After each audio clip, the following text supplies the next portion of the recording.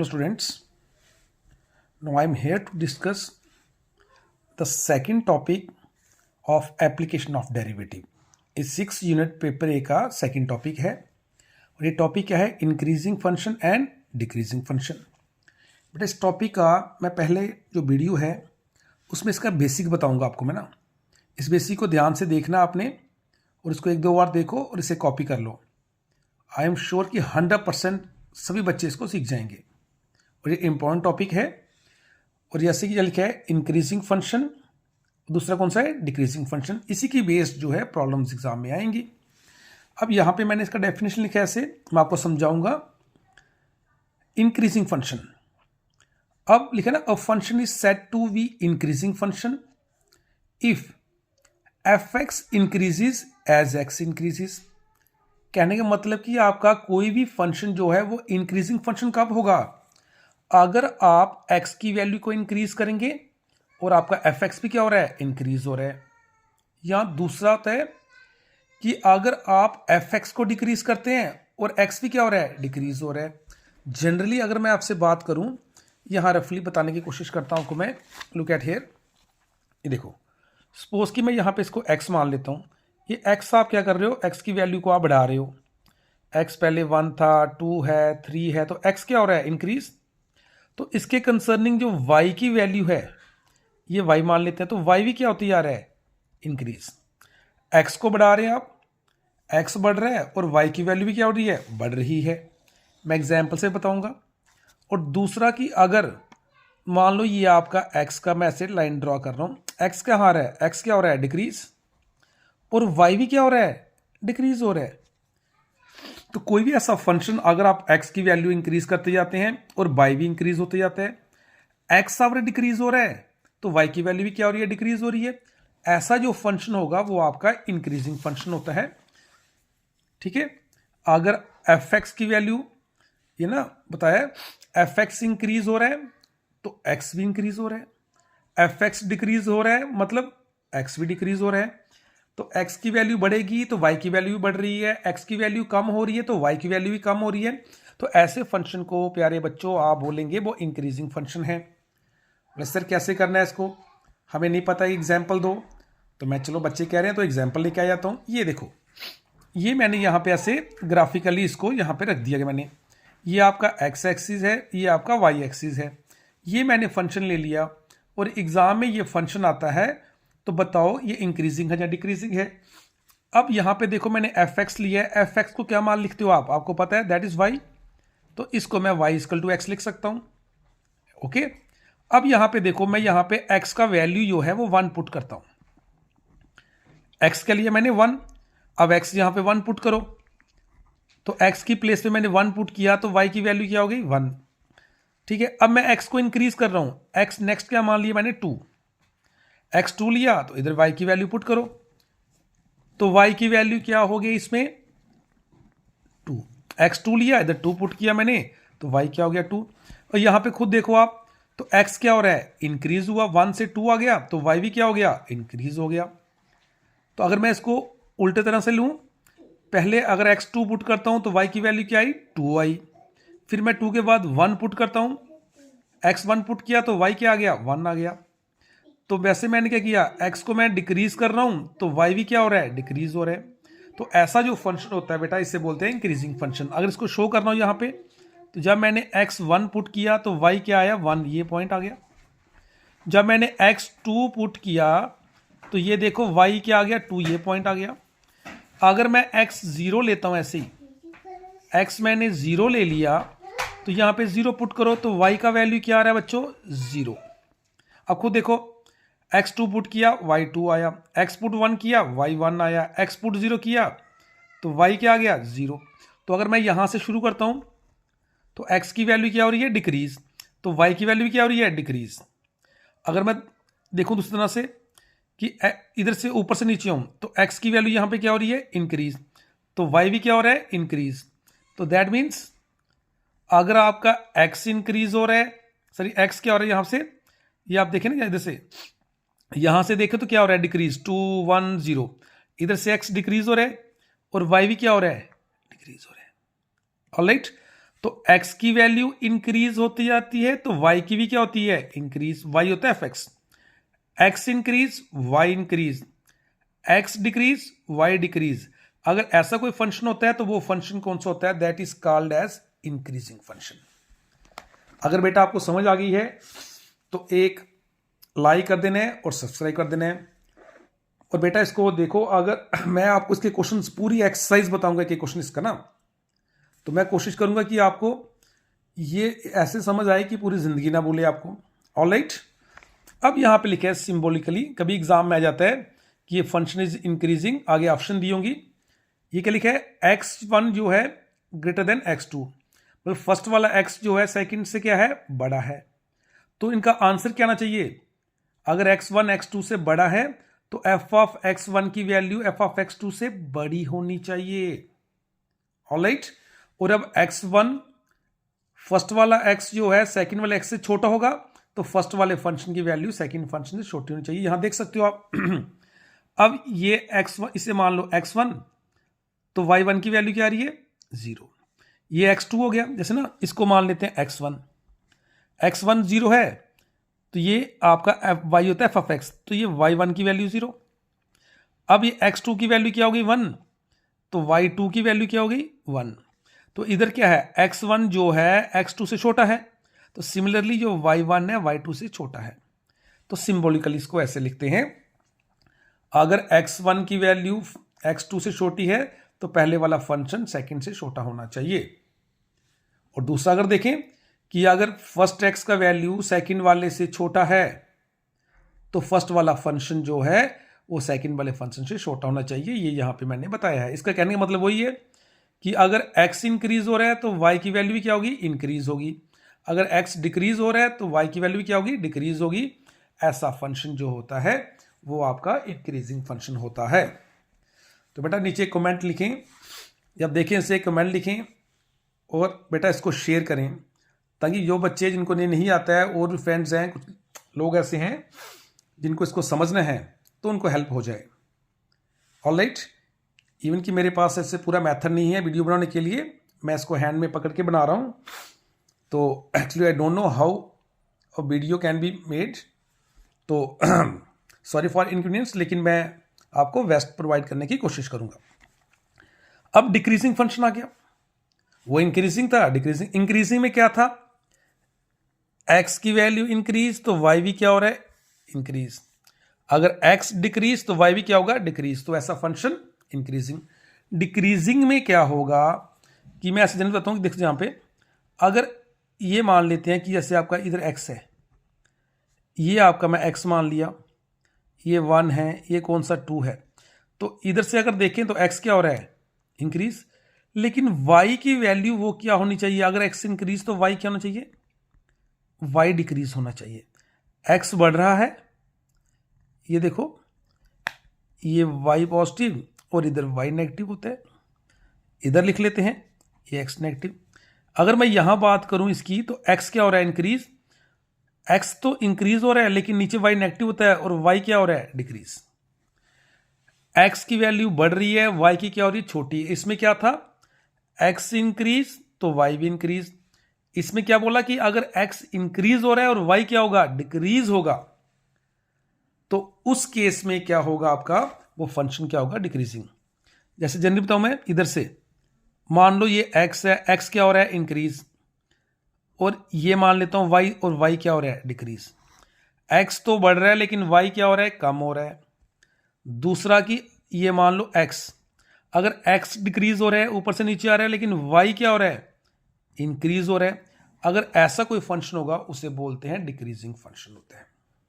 Alright, और यहां बताया कि फर्स्ट x की वैल्यू x2 से छोटी है, लेकिन यहां पे क्या हो गया, जो इसका y आएगा वो सेकंड वाले से क्या होगा, बड़ा होगा। मतलब इसमें देखा जाए तो x1 छोटा है, x2 बड़ा है, लेकिन जो इसका y होगा वो क्या होगा, बड़ा होगा सेकंड वाले से।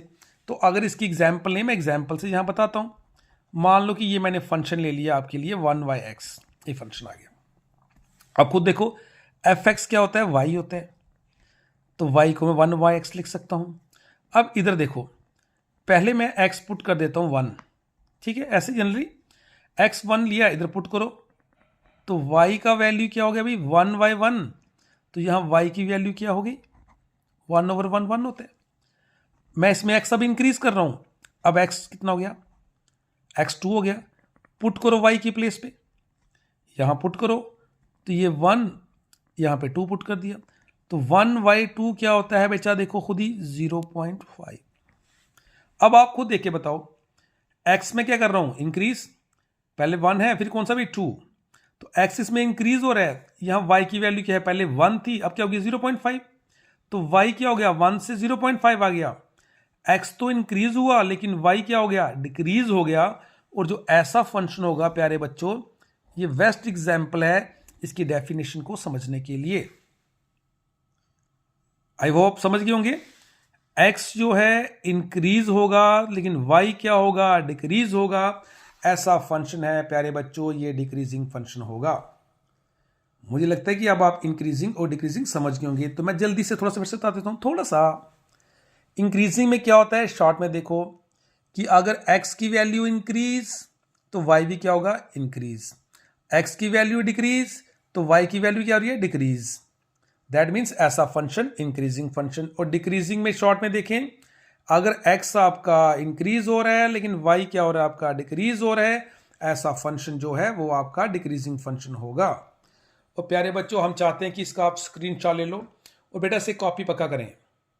ये आपका कुछ बच्चे जेई मेंस एडवांस के लिए जाएंगे, कल को एनडीए के लिए जाएंगे, यही बेसिक कंसेप्ट आपको काम आएगा, क्योंकि आपको फंक्शन दिया होगा तो आप 1 या 2x की वैल्यू पुट करके y चेक कर सकते हैं, तो ये बहुत हेल्प करेगा।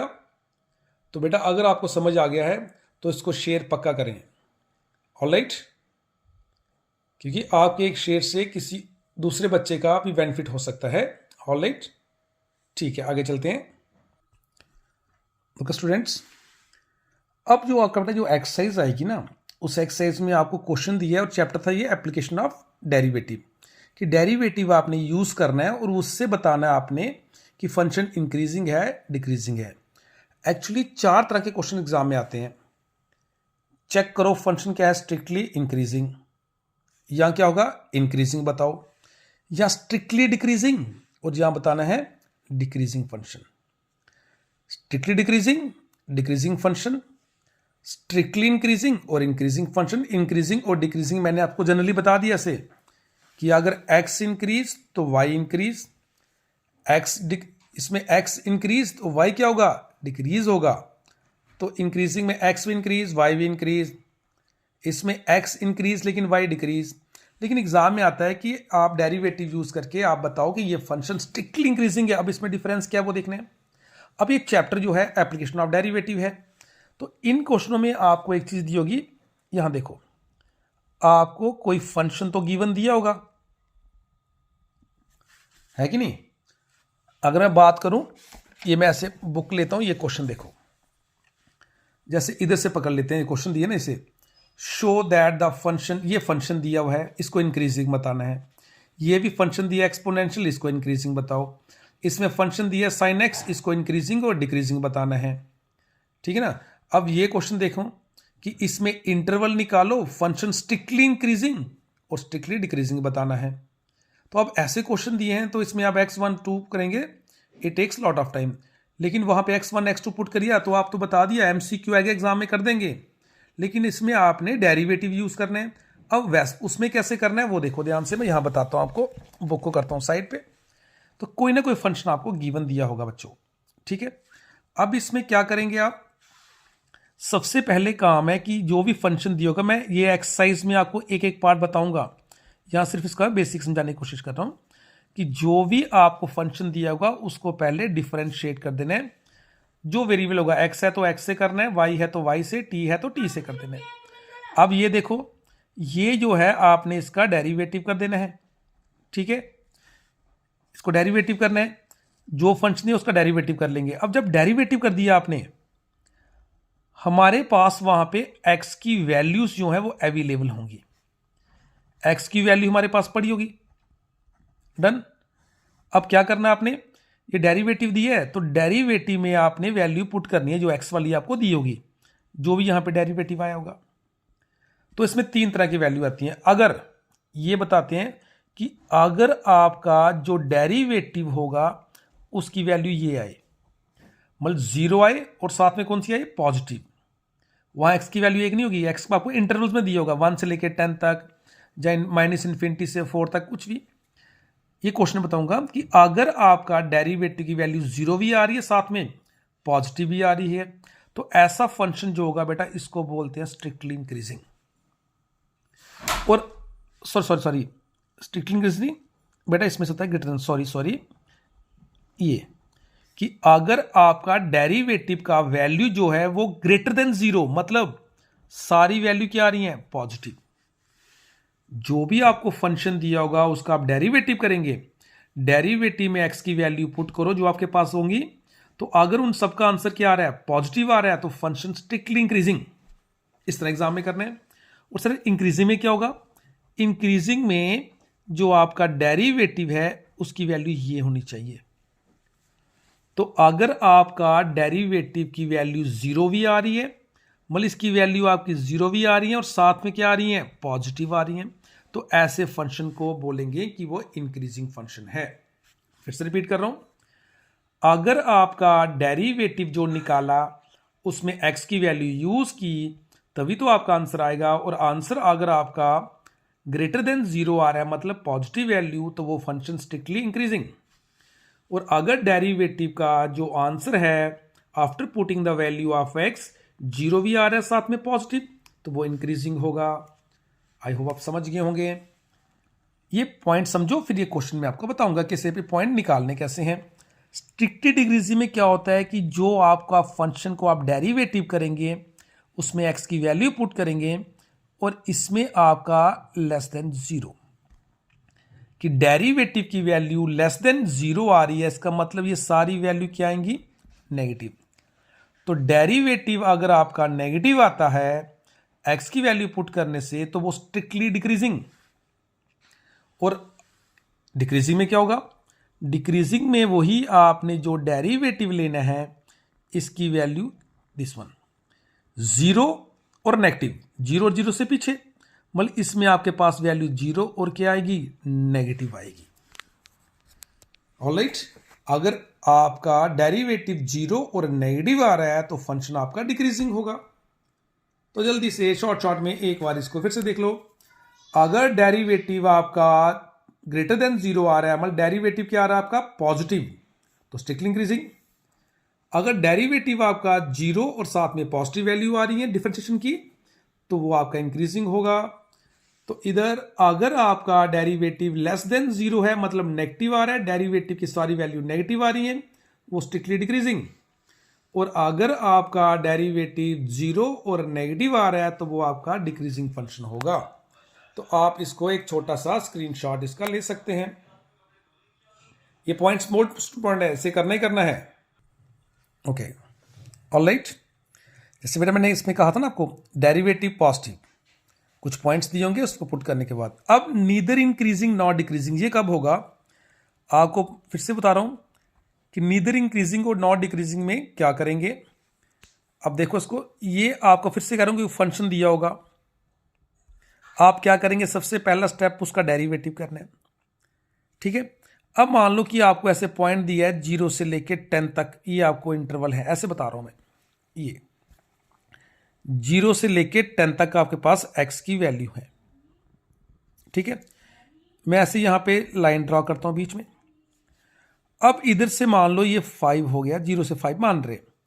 अब जब 0 से 5 तक आप इस डेरिवेटिव में वैल्यू पुट करते हैं इसमें, और मान लो कि आपका आंसर आते हैं नेगेटिव आ रहा है, मैं क्या बता रहा हूं कि फंक्शन दिया होगा, आपने उसका डेरिवेटिव किया और आपके पास पॉइंट है x के लेके 0 से लेके 10 तक। अब 0 से 5 तक जब आप वैल्यू 0 पुट कर रहे हैं, 1 कर रहे हैं, 2 कर रहे हैं, 3 कर रहे हैं, और आपका जो डेरिवेटिव वैल्यू है वो क्या आ रही है, नेगेटिव आ रही है। और इधर जब ये 5 के ऑनवर्ड, मान लो 5.1 से लेकर 10 तक पुट करते हैं, तो इधर जो है आपका डेरिवेटिव बाय चांस क्या आ जाता है, पॉजिटिव आ रहा है। और क्वेश्चन में हमें दिया है कि 0 से लेकर 10 तक बताओ कि ये फंक्शन आपका इंक्रीजिंग है या डिक्रीजिंग है। तो इसमें क्या हुआ कि आधे पार्ट में नेगेटिव आ रहा है, आधे पार्ट में क्या आ रहा है, पॉजिटिव। तो ओवरऑल इसको हम एक नाम नहीं दे सकते, इसीलिए ऐसे फंक्शन को बोलते हैं नीदर इंक्रीजिंग नॉर डिक्रीजिंग। अगर बेटा इधर भी पॉजिटिव आता है, इधर भी पॉजिटिव, इधर भी पॉजिटिव, तो ओवरऑल पॉजिटिव आ रहा है, तो फिर ये स्ट्रिक्टली इंक्रीजिंग। इधर भी नेगेटिव आता है, इधर भी नेगेटिव आता है, पूरे में तो स्ट्रिक्टली डिक्रीजिंग। लेकिन कुछ पार्ट में पॉजिटिव आ रहा है, कुछ में क्या आ रहा है, नेगेटिव आ रहा है। मतलब बात कर रहे हैं यहां से लेके यहां तक, इसकी बात है। इसके हिसाब से आपने बताना है 0 से 10 तक इंक्रीजिंग या डिक्रीजिंग। तो कुछ पॉइंट्स में इंक्रीजिंग आ रहा है, कुछ पॉइंट्स में क्या आ रहा है, डिक्रीजिंग आएगा, आ रहा है। तो ऐसे फंक्शन को बोलेंगे ना ही ये इंक्रीजिंग है ना ही ये डिक्रीजिंग है। अगर 0 से लेके 10 तक सभी में पॉजिटिव आ रहा है, सभी में पॉजिटिव पूरी टर्म में, तो ये आपका स्ट्रिक्टली इंक्रीजिंग होगा। अगर दोनों में नेगेटिव आ रहा है तो ये आपका स्ट्रिक्टली क्या होगा, डिक्रीजिंग होगा। अगर इसमें कुछ पॉजिटिव कुछ क्या आ रहा है, नेगेटिव आ रहा है, तो इसको बोलेंगे नीदर इंक्रीजिंग नॉर डिक्रीजिंग। तो बेटा ये जो है ये आपके इंक्रीजिंग का कंसेप्ट क्या होता है, डिक्रीजिंग क्या होता है, strictly increasing, strictly decreasing, neither increasing nor decreasing.